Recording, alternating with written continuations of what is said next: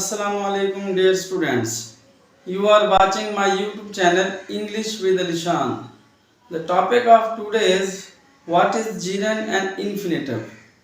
आज के टॉपिक में हम ये देखेंगे कि gerund और infinitive क्या होते हैं, इनके मीनिंग्स क्या होते हैं, इनके स्ट्रक्चर और शेप में क्या आपस का रिलेशनशिप है और इनका जो यूजेज है और स्पेशली कहाँ कहाँ पर होता है।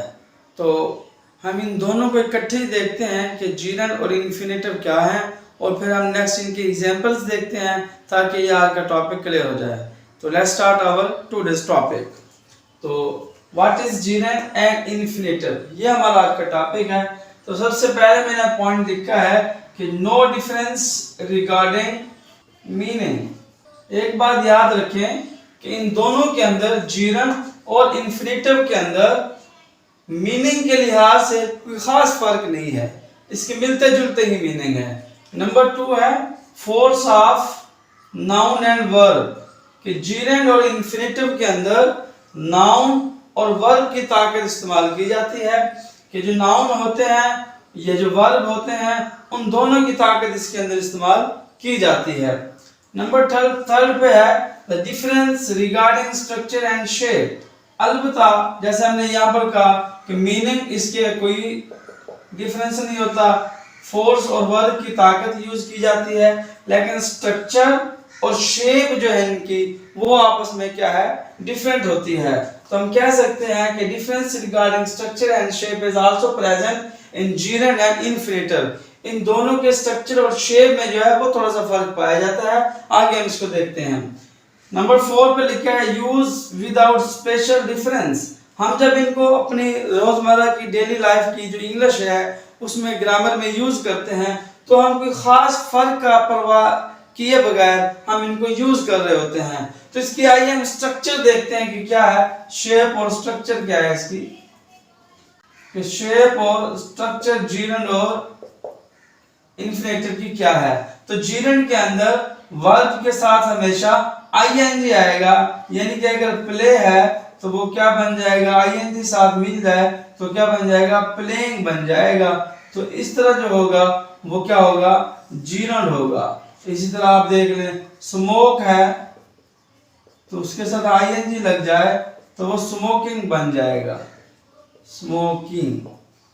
तो ये इसका फर्क है gerund का कि वर्ब के साथ ing आ जाएगा, इसकी ये शेप और स्ट्रक्चर है। और जो infinitive है उसमें हमेशा वर्ब की फर्स्ट फॉर्म से पहले टू आ जाएगा। अगर हम इसी को हम इसमें कन्वर्ट करें वर्ब के अंदर, अब देखें प्ले का वर्ब था तो प्लेइंग बन गया, प्लेइंग क्या बन जाएगा, नाउन बन जाता है। इस तरह देखें प्ले है तो हम इसको कहेंगे टू प्ले, टू स्मोक। तो ये क्या है, infinitive है। तो gerund के अंदर वर्ब के साथ ing आ रहा होगा और infinitive के अंदर फर्स्ट फॉर्म के साथ उससे पहले टू आएगा। तो इसकी कुछ एग्जांपल देखते हैं तो आपको ये टॉपिक अच्छे से क्लियर हो जाएगा। अब देखें फिशिंग इज माय हॉबी। अब यहाँ पर फिशिंग जो है फर्स्ट फॉर्म आ रही है और साथ ing आ रहा है, तो ये क्या है, gerund है आपका।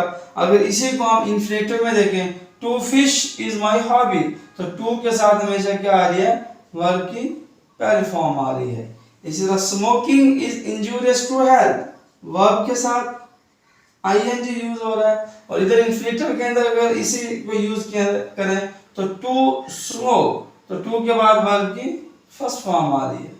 इसी तरह वी डिसलाइक चीटिंग, अब देखें वर्ब के साथ ing आ रहा है। इसी तरह she dislike singing songs, verb के साथ ing आ रहा है। तो ये सारे क्या हैं, फिशिंग, स्मोकिंग, चीटिंग, सिंगिंग, ये आपके gerund हैं। और इसी तरह जब हम यहाँ पर देखते हैं टू के बाद हमेशा फर्स्ट फॉर्म ऑफ वर्ब आ रही है, फर्स्ट फॉर्म ऑफ वर्ब। तो first form of verb, first form of verb, इधर भी फर्स्ट फॉर्म ऑफ वर्ब। जब फर्स्ट फॉर्म ऑफ वर्ब से पहले टू आ जाए वो स्ट्रक्चर infinitive का होता है, और वर्ब के साथ ing आ जाए वो स्ट्रक्चर gerund का होता है।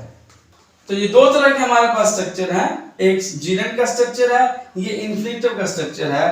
तो ये आपका टॉपिक था कि जीरेंड और इन्फिनेटिव क्या होते हैं। तो हमने देखा कि जो मीनिंग है उसमें कोई खास फर्क नहीं होता, स्ट्रक्चर और शेप में डिफरेंस होता है, और जब हम इसको यूज करते हैं तो इसके जो स्पेशल मीनिंग है उसका ख्याल नहीं करते, बल्कि इसकी शेप और स्ट्रक्चर को देखते हुए हम इसको यूज करते हैं। ये जो हमने एग्जांपल इसकी जीरेंड की और इन्फिनेटिव की लिखी हैं और इसका हमने जो शेप और स्ट्रक्चर देखा है, इसके बाद आई होप कि आपको जीरेंड और इन्फिनेटिव के अंदर कोई कंफ्यूजन बाकी नहीं रही होगी, और आई होप कि आपको ये लेक्चर आज का समझ आया होगा और आइंदा आप इसमें कंफ्यूजन का शिकार नहीं होंगे।